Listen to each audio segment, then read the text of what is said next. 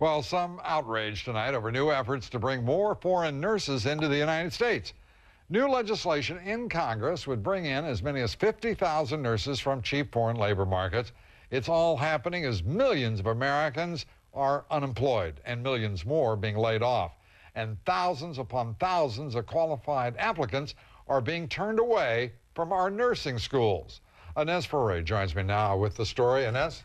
Yes, Lou, the bill is called the Nursing Relief Act of 2009, and it asks for a new non-immigrant category for up to 50,000 nurses a year from countries like the Philippines, India, and China.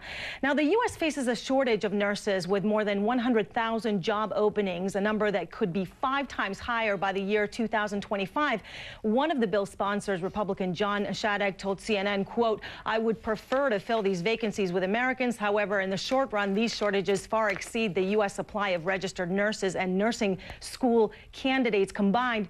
Now, the issue came up during the healthcare summit last week, where President Obama disagreed with bringing in foreigners to do the job.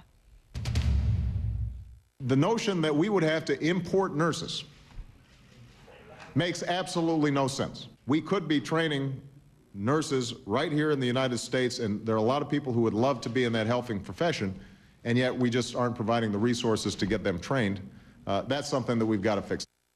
And there are plenty of qualified Americans eager to train to become nurses. The problem is lack of faculty and education funding.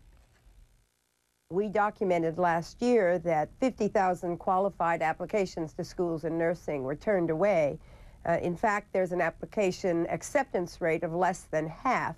So it would seem more reasonable to look at bringing in the people who are right here in the United States, who want jobs, very well-paying jobs.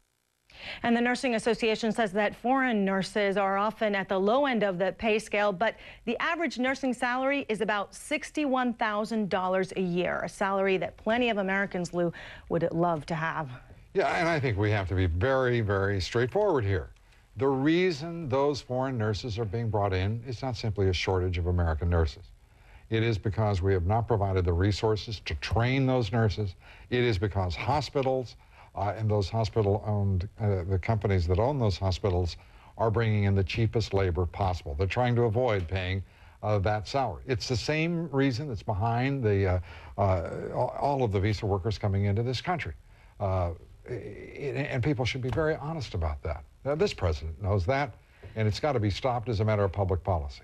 And one of the facts was that, you know, these faculty members are often earn less than a registered nurse practicing. So oftentimes they'll want to, they'd like to be teaching, but they're out there because they're earning more money.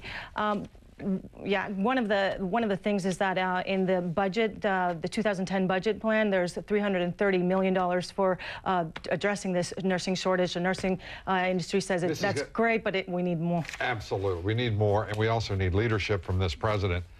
This can't wait until 2011 for a resolution.